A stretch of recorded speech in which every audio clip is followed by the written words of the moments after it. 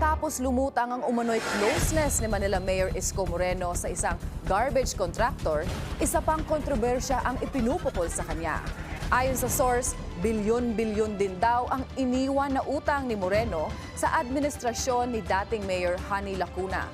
Ipinaratang na noon na tambak daw ang financial troubles ng Maynila sa termino ni dating Mayor Honey Lacuna. Yan ay nang maupo sa pwesto si Mayor Isko Moreno nitong 2025. Pero ayon sa mga dokumentong nakalap ng Billionario News Channel, tila may mga utang din pala ang Isko administration na naipasa kay Lacuna nang makaalis sa pwesto. Isa sa mga ito ang Omnibus Loan Agreement sa pagitan ng City Government of Manila at ng Development Bank of the Philippines. Nakasaad sa kontrata na isang 10 billion peso loan ang pinasok ng lungsod na nilagdaan noong panahon ni Mayor Isko para raw ito sa priority projects gaya ng construction ng mga elementary at high school at residential properties. Ayon sa mga papel, ang nasabing loan ay may mahabang bayaran, may grace period at may obligasyong bayaran ang principal at interest sa mga susunod na taon. Nakasaad din sa kontrata na sa sandaling mailabas ang pondo, obligado ang lungsod na ipagpatuloy ang pagbayad anuman ang administrasyon na nakaupo. Kabilang naman sa isang 5 billion peso loan sa DBP noong 2019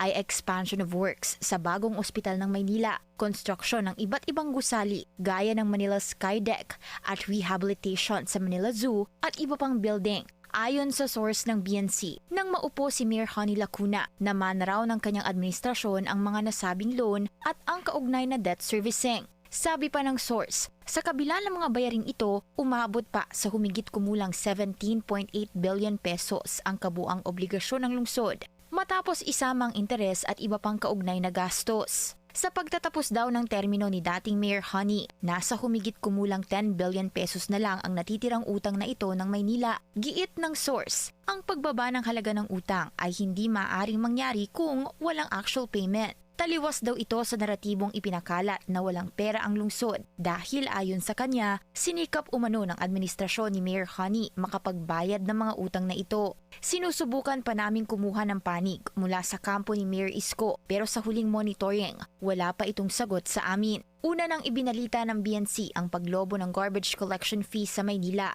na nakafocus sa pagsingil sa mga business owner doon. Umaalma ang mga negosyante dahil sa higit tripling pag-akyat ng singil. Pero sabi ng Manila LGU sa amin, para raw ito sa matagal nang hindi na-update na garbage fee collection at dagdag gastos sa expenses sa pangongolekta, kabilang ang paglipat ng mga ito sa isang sanitary landfill sa Rizal. Bukas ang Billionario News Channel sa panig at karagdagang paliwanag ng Manila LGU tungkol dito. Nako, once again, nasangkot na naman or may issue na naman balita ang Billionaire News Channel para kay Yorme.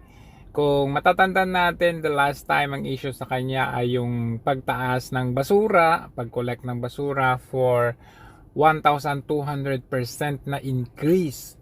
So hanggang ngayon, wala pa kasing tugon si Yorme dito, which is leaving the business people na medyo hanging at parang walang kasagutan sa problema na ito.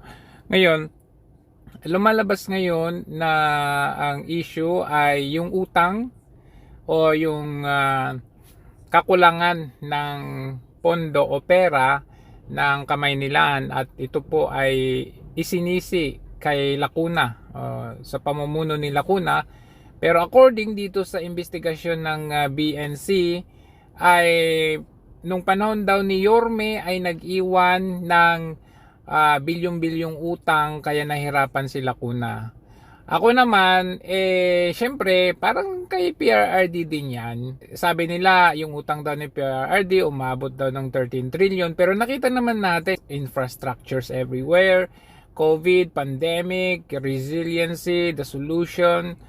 Halos lahat ng ahensya, agrikultura, mangingisda, mga guro, AFP modernization, halos lahat kitang-kita natin, mga airports, seaports, mga bridges, kumbaga na meron tayong nakikita talaga kahit na sinasabing lumobo ang utang ng panahon ni PRRD.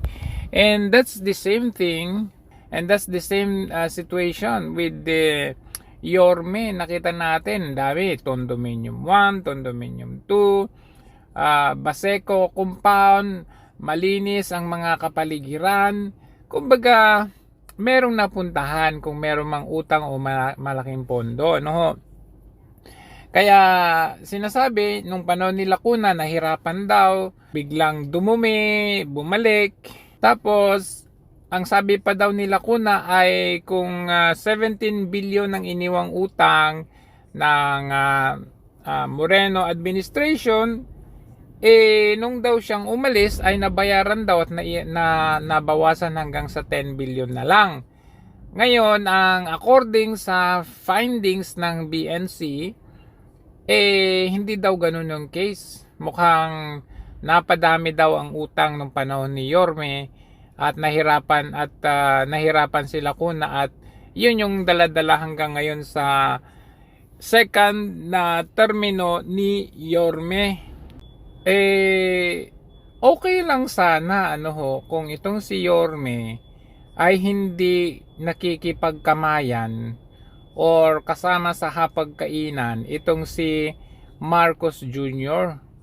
Kasi nung panahon ng kampanya, sinamahan natin, kasama natin si Yorme sa pagpapalabas ng mga katotohanan, lalong-lalo na sa mga kasinungalingan ni BBM na ito. Halimbawa na lamang yung estate tax. Ang sabi ni Yorme, singilin natin yan kasi pera ng taong bayan yan, malaking itutulong yan sa ekonomiya natin pag binayaran ni Marcos Jr. Yung sinabi rin na pagkakaisa, kinundi na rin ni Yorme yan na ang pagkakaisa hindi mo maisasaing, hindi yan mapapakain sa taong bayan. Ngayon, ang nangyari kasi, naniniwala ako kay Yorme na kaya niya solusyonan o kaya niyang pagandahin ang lugar niya kahit hindi niya kailangang maghimod puwet sa kaninong administrasyon. Nangyari ito nung panahon ni Duterte na hindi naman niya kailangang maghimod puwet kay Duterte. In fact, from time to time may mga bana siya sa Duterte administration, pero he delivered. Yung termino niya for 3 years, nakita natin talaga nag-improve ang Maynila. Parang ang Pilipinas, nag-improve ang Pilipinas nung panahon ni PRRD. So, si PRRD hindi niya kailangan maghimod puwet sa mga Western forces, sa European forces. Kinaya niya yan, kinalaban pa nga niya actually, pero kinaya niya na pagandahin ang Pilipinas na hindi niya kailangang gayahin or gawin yung ginawa ni Marcos Jr. na talagang himod puwet sa Amerika ngayon. Nakita ninyo na nalagay na tayo, nasadlak na ang bansang Pilipinas dahil sa estilong ganyan. So si Yorme, hindi niya kailangan, kaya nga kinukundina ko yan kasi hindi mo naman Maynila yan Kumbaga, kaya mo yan. Ang Maynila, like for example, ang Davao City, naghimod puwet ba sa Marcos administration? Hindi naman po, 'di ba? Pero nakita natin consistently delivering for the goodness of the people of Davao City. And other cities like Pasig kay Vico Soto, bakit naghihimod puwet ba kay Marcos Jr.? Hindi. Ibig sabihin lang niyan, ano ang nangyari kay Yorme na bakit kailangan niyang puri-purihin yung taong nagpakidnap kay PRRD. Para sa akin kasi, the moment na kinasama mo or sinamahan mo ang isang tao na alam naman natin na siya ang kinidnap, tinraidor si PRRD, ay hindi na magandang hindi na magandang tignan na kasama mo yung taong hindi man lang nirespeto ang katandaan ng isang mama. Kahit hindi na lang bilang PRRD or bilang Duterte, kahit bilang tatay mo, ginanon ang tatay mo. Tapos, yung nagganon sa tatay mo, kasama mo ngayon, talagang hindi maganda sa pakiramdam. Sabihin, hindi kailangan makipagkaisa kasi baka siya ay magaya doon sa mga nangyari sa mga dati na kinalaban ng gobyerno, napakulong, naging wanted, natanggal sa pwesto. Mas maganda yung ganun kasi may bayag ka. Pero yung sasabihin na kailangan ganito, ganyan para hindi siya pagdiskitahan, aba, wala tayong bayag niyan. Unang-una, si Yorme na rin ang nagsabi na ang pagkakaisa ay hindi maisasayang at hindi may kakain. So yan lang ang issue kay Yorme, no? Na sa tingin mo ba, Yorme, ito, historically nakita mo ang ginawa ni Marcos Jr. Parang yung ikaw, sinasamahan mo si Marcos ngayon, akala mo tropa mo, akala mo hindi kanya ipapatumba rin, akala mo hindi kanya ilalaglag, ginawa nga niya yan kay Vice President Sara Duterte. Nagkasama sila. O akala natin okay, o binigyan natin ng tsansa. Anong nangyari? Magkasama sila and then later on inilaglag, napa-impeach at kung ano-ano pang ibinabato, tinraidor yung tatay ni VP Sara. So ganun din lahat ng mga yan, sinamahan nila Attorney Vic. Yung nangyari sa Bunuan issue doon sa DPWH last 2024. Ano nangyari? Kunwa itong si Bong Revilla na senador pa noon ay nagpatawag ng hearing at pinatawag si Bunuan, pero parang sinave lang niya si Bunuan during that time. So anong nangyari? Nakita ninyo ngayon. Nilaglag si Bunuan, nilaglag si Bong Revilla. Sa tingin mo ba, Yorme? Sa tingin mo ba kung ginawa niya yon sa mga sobrang lapit sa kanya noon, sa tingin mo ba hindi gagawin yan sa'yo? Eto, inuumpisan ka nang proyektuhin. Na ewan ko kung anong nangyari, pero medyo sunod-sunod na ang issue mo dito sa BNC na ito, na alam naman natin kung sinong may hawak nito.